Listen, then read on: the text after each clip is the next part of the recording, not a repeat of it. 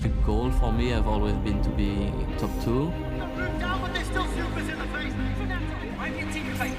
This time, I think it's safe to say that our goal should be to be the number 1 already in Spring Split.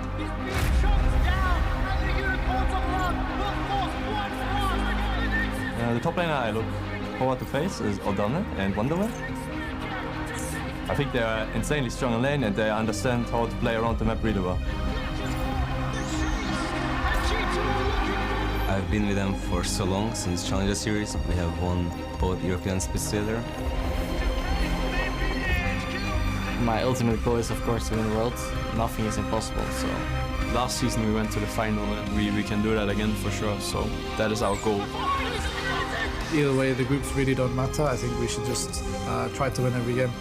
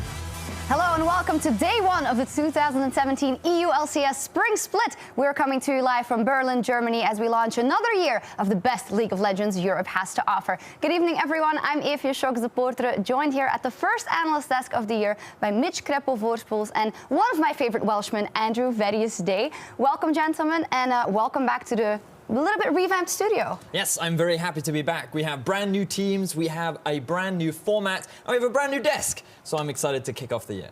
Yeah, he said it all. I concur. Not too much to add there. Well, then let's continue. This year, the EU LCS has taken on a brand new format. As said, 2 groups, best of 3s, and all on a single stream. Let's take a closer look.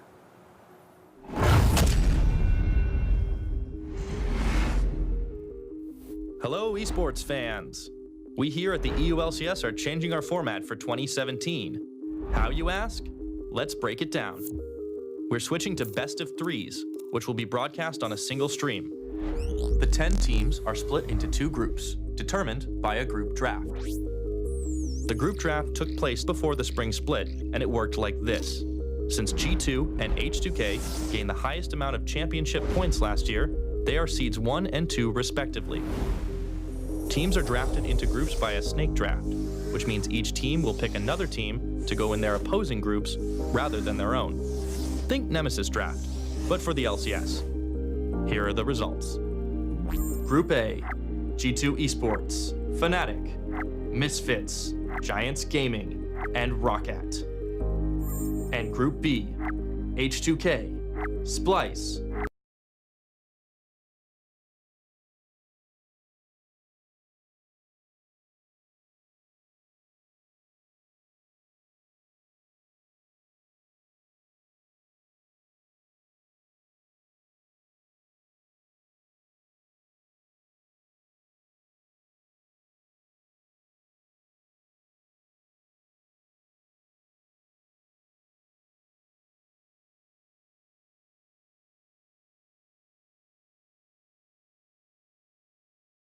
will retain the same format as previous EU LCS splits. 6 teams will qualify.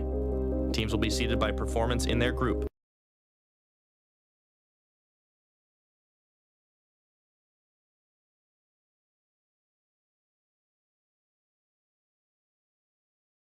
In 2017, it will be the bottom 2 EU LCS teams that are sent to the relegation tournament. The top 2 performing teams from the Challenger Series will join them in a Swiss-style tournament bracket to determine who moves up and who moves down. And that's it for our changes in 2017. For more information, head to eu.lolesports.com and we'll see you on the Rift.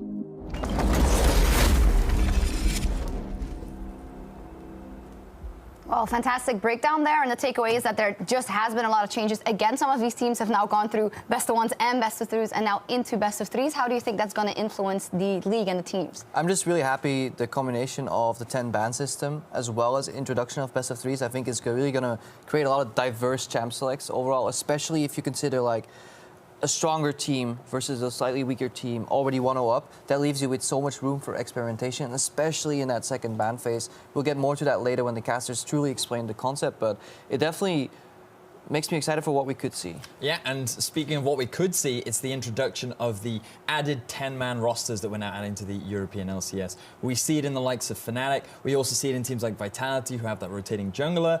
There are a lot of variations that can now come into the Rift, and I'm excited to see what these different teams can bring out. Definitely, we'll see how they evolve across the split, and we'll also be taking to the Rift on patches 7.1. And if you visit youtube.com/lolesports, you can also see which champions Various thinks will be interesting in the new 10-ban meta. And something else is that Teemo is disabled, so we definitely won't be seeing him. It will be very interesting to see those picks, all the power picks. A lot of those might be off the table, and it'd be interesting to see what strategy teams go for. Banning out a certain role, banning so that they can craft a certain team comp. It's all up to be decided. Yeah, currently it looks like you ban the OPs in the first 6 bans, and then you take a couple of strong picks, and then you ban out the counters in the second ban phase. That is truly what's going to make it so interesting, especially on that red side. Having the first pick after the ban phase, having the ability to counter ban after your last pick in the first phase. I mean, so many interesting possibilities. And something that we were discussing earlier in the week, Kreppo, was about how teams have only just scratched the surface of what's even possible with this pick and ban phase. So I'm really excited to see how it evolves throughout the season. We will, and let's take a look at what is in store this week as we kick off week 1. Today we will have OG taking on H2K, followed by our match of the week, a best of 3 between G2 and Fnatic. And tomorrow, the EU LCS newcomers Misfits will face off against Giants. What matchup do you guys have your eye on? Personally, I'm actually really excited to see Unicorns of Love versus Vitality. I think that the Unicorns have had a strong showing, especially coming into the end of last year, and even though they've had a couple of roster shifts, I think expectations of them are still pretty high, whereas Vitality on paper look very promising, but they've looked very promising in the past, so we'll have to see how if they can meet these expectations that some people have put on them. Yeah, UOL and Vitality for you. Which team do you have your eye on, Kreppo? I'll be looking just at H2K Splice because I'm casting with this new guy called Dracos. Who's that? Yeah, Sifa's gone, Dracos is here all of a sudden, so that should be fun. I like to see what happens just with some of these teams. I want to see them all play, but I want to see them all play more than once. I really want to see where predictions meet judgment somewhere in week 3, so we'll have to be patient. We will, but for now, we're going to get right into our first match of the Spring Split in Group B by taking a look at the lineups. On the blue side, representing Origin, we have in the top lane Satorius, in the jungle Wisdom, Nehun in the mid lane, Tabs at AD carry, at support Hiva, and Coach Leduc. Obviously, that roster is completely changed to what we saw in summer 2016. Is it better or is it worse? It's nice that you asked the question. It is worse. It is much worse. Origin did not retain a single player. They lost the likes of Amazing and SOAS. Honestly, they've gathered maybe B-tier players, C-tier players, players that were formerly in Challenger, players that have tried and failed already. It doesn't look good for them. I would almost go as far to say that they're almost guaranteed to be in the relegation tournament, and I would not be surprised if they were replaced by either Schalke or PSG in summer. I really want to echo that sentiment. This is an entire Challenger roster. They've all been playing in Challenger last split, and we've seen a lot of these guys playing for a long time, yet they haven't really achieved very much. So we'll have to see how well they stand against H2K. I definitely appreciate your honesty and harshness here, but then the question, there have been teams in the past that were Challenger players and a lot of Challenger players that hadn't seen the LCS before. We have, of course, the success story of Splice last year. So why can it not work for Origin? I mean, it definitely anything can work, yes, right? But that's why they're called like upset stories and underdog stories, is because everybody had a reasonable expectation for them to do not good, like to honestly play very poorly. Yes. That's what happens. Like, any critic out there does not expect much from Origin in this current fashion. The only thing that speaks well for Origin for me is that for the first time in a long period of time, they put infrastructure first. They've recruited Leduc or Ducky previously as their coach first, and then they started filling their players. But you can definitely see that these are players that went to Origin because, honestly, I don't think they got on the block for other teams in the LCS.